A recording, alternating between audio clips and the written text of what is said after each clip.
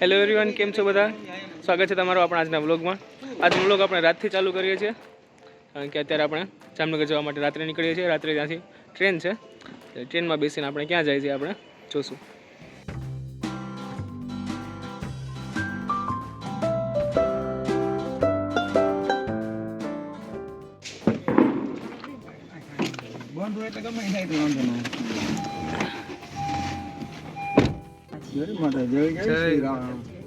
જય શ્રી રામ. તો આપણે બધા બેસી ગયા છીએ. બાબુ છે, પપ્પા અને મમ્મી. આપણે ઉપડી ગયા છીએ જામનગર જવા માટે. હવે બરોબર જો ગાઈસ, જય શ્રી કૃષ્ણ. જય શ્રી કૃષ્ણ. હા, મમ્મી મારે છે મને. તો ચાલે આપણે બધાને મળી લઈએ. હા, જેના ભેગા આપણે બહાર જવાના છે. આ છે આપણા કમલ કાકા. આ છે આપણા કમલ કાકાનો લાડકો દીકરો જય. જય જય. હા હા. પછી આપણે મળી લઈએ કાકીને. આ છે કાકીને બાબુને આપણે મળી લીધું હમણાં થોડીક વાર પહેલા. પછી છે આપણા ભાભી. અત્યારે કપડાનું બધી જયભાઈના વેરવિખેર પડ્યા છે, એટલે બધા ગોઠવીએ છીએ જવા માટે. અને આ છે પપ્પા ને મુરગેશભાઈ. A few minutes later. Hope you all are having good. Hope you all are having a very good morning. સવારના પોરમાં ચાર ઉઠાડવામાં આવ્યા છે અમને. અત્યારે જોઈ શકો છો કેટલા વાગ્યા છે. જો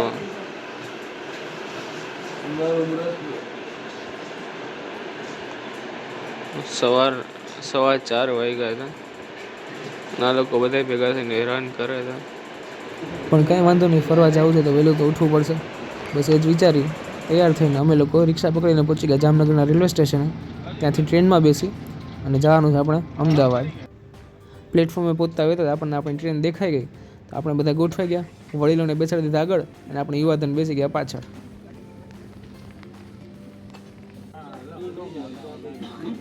આવી ગયું છે રાજકોટ. બધા પેસેન્જર રાજકોટથી બેસી ગયા છે. આપણે લીધી છે ચા. લિટરલી બકવાસ છે. એટલે કેમ? આપણે જ્યુસ પીતા હોય ને ભાઈ, ગરમ કરીને એવું લાગે. શું કરી શકીએ? મન દઈ દે.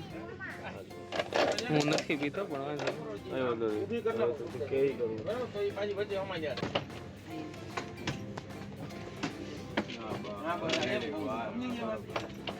ઓલી બે સૂટ સાડી છે ને એને એમ ઊભી કરી દેવાય એટલે જગ્યા સ્પેસ જાજી રહે એટલે કમાઈ જાય. સામાન બધું મુકાય છે.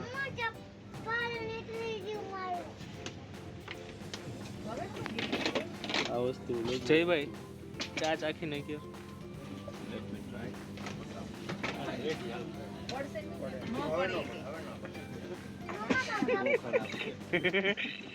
નીંદર ઉડાડવા માટે ચા લીધી હતી, પણ ચામાં તો કંઈ કાઢી લીધા જેવું હતું નહીં. તો એ ગરમા ગરમ શરબતને આપણે તડકે મૂકી અને આપણે ધ્યાન ફોકસ કર્યું બારે મસ્ત નજારા પર. અને આહલાદક નજારા જોતા હોય તો આપણા મનમાં એવો એક વિચાર કે આ બારીમાંથી નજારો જોવા કરતાં ડાયરેક્ટ જોઈએ તો કેવું રહે. એટલે આપણે પહોંચી ગયા ડબ્બાના દરવાજા પાસે.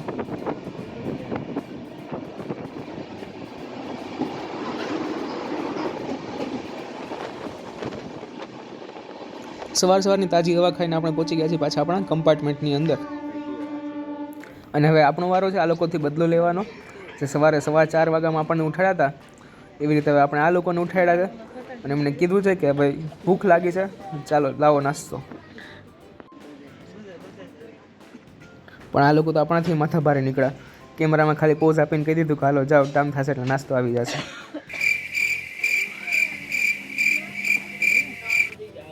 અને અહીંયા બીજી બાજુ બધા પુરુષો ક્યારની નાસ્તાની રાહ જોઈને બેઠા હતા. અને ફાઇનલી આપણે નાસ્તાથી દિવસની શુભ શરૂઆત કરવા જઈ રહ્યા છીએ.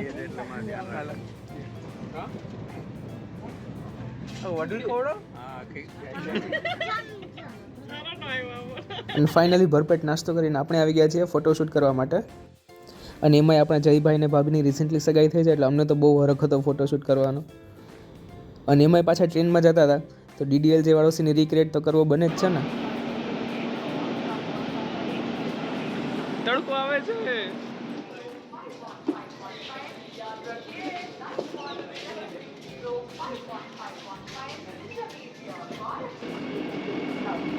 અને પ્લેટફોર્મની બીજી બાજુ આપણને દેખાઈ ગઈ છે આપણી વંદે ભારત.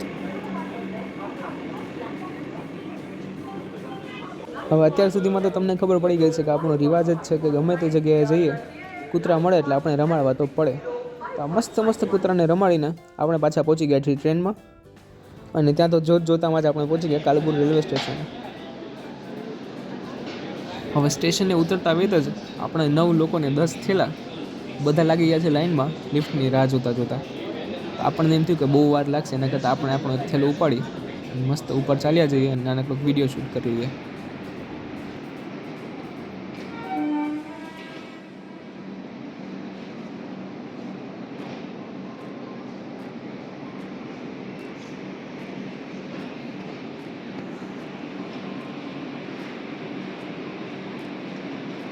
હવે અહીંયા કાલુપુર રેલવે સ્ટેશને તમે ઓવરબ્રિજ પરથી જશો ને તો એ બંને બાજુની દિવાલ પર એ લોકોએ પોસ્ટર રાખેલા છે અને આખા ગુજરાતમાં અલગ અલગ જોવાલાયક સ્થળોના ફોટોઝ ને એ ક્યાં છે, જેમ કે વિજય વિલાસ પેલેસ છે, આ કરાઈ ડેમ છે, ગાંધી આશ્રમ હશે, પછી દીવનો કિલ્લો છે, સોમનાથ મહાદેવનું મંદિર છે.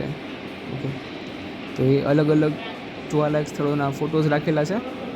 તો એ તમને ચાલતા જોવાની બહુ મજા આવશે.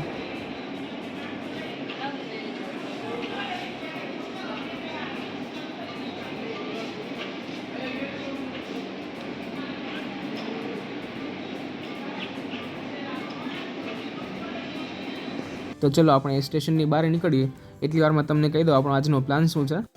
હવે આપણે અહીંયાથી જવાના છીએ ગીતા મંદિરના બસ સ્ટેન્ડે. ત્યાંથી કોમલબેન આપણને જોઈન કરશે તો એમની સાથે થોડો ઘણો નાસ્તો કરી અને આપણે બેસી જઈશું બસમાં.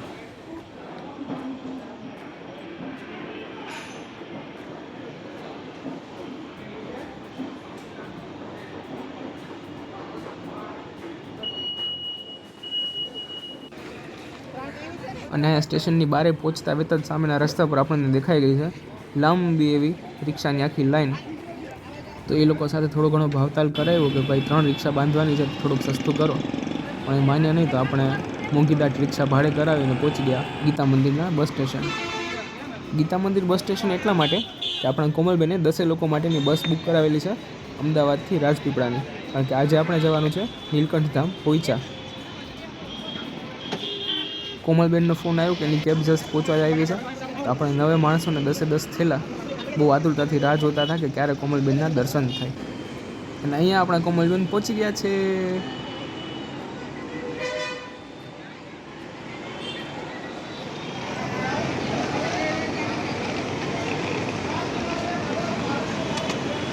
દીદી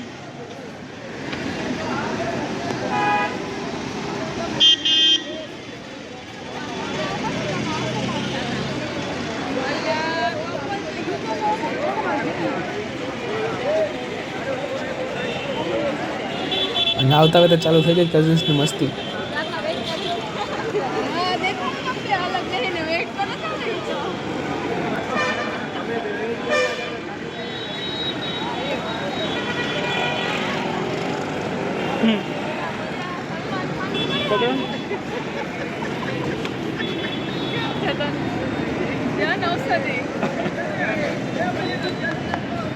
આ બાજુ હા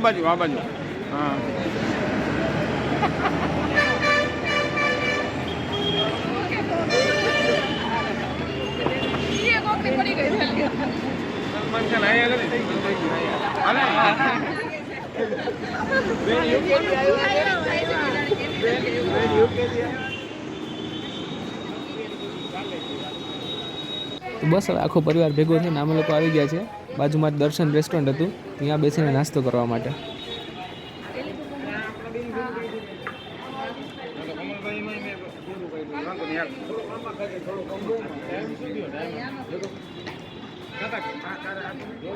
અને એ લોકોને બહુ ખરાબ ના લાગે એટલે આપણે એ લોકોની પાઉંભાજી ઓર્ડર કરી લીધી હતી.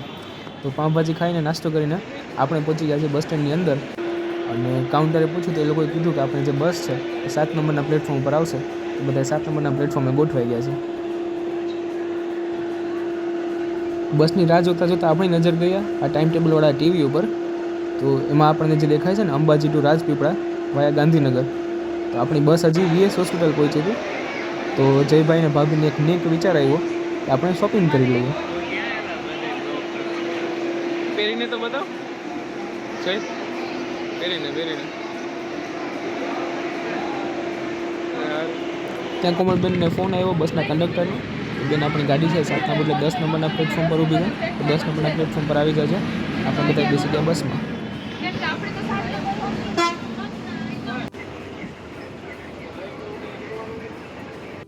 જાદુ જાદુ જાદુ જાદુ.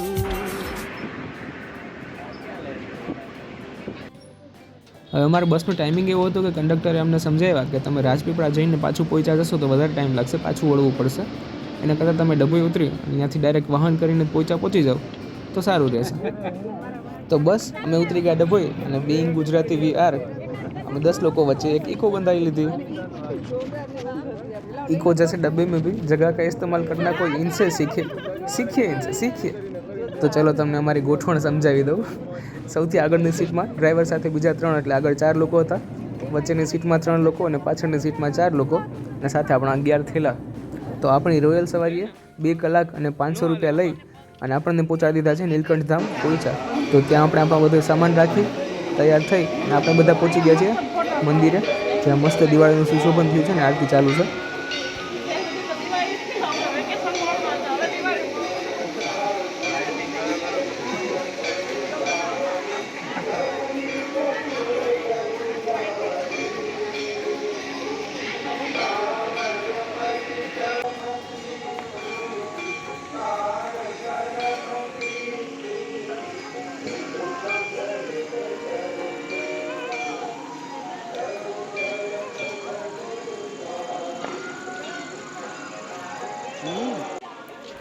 અહીંયા મંદિરના એન્ટ્રી ગેટ પાસે જ અંદર જતા વેત તમને દેખાશે એક વિશાળકાય નટરાજની મૂર્તિ.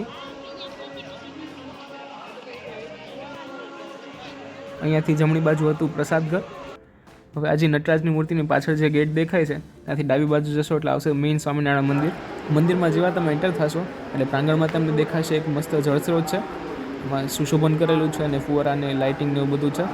પછી તેની ફરતેથી 108 ગોમુખી ગંગાની ધાર નીકળે છે. તો ત્યાં પણ ઘણા લોકો પ્રદક્ષિણા કરતા હતા. તો મંદિરથી ડાબી બાજુ છે આ બાળગોપાલનું મંદિર. આપણે ઝૂલો ઝૂલાવી અને એની સામેના ભાગમાં હનુમાન દાદાનું મંદિર હતું. તો આપણે હનુમાન દાદાના દર્શન કરવા પણ પહોંચી ગયા.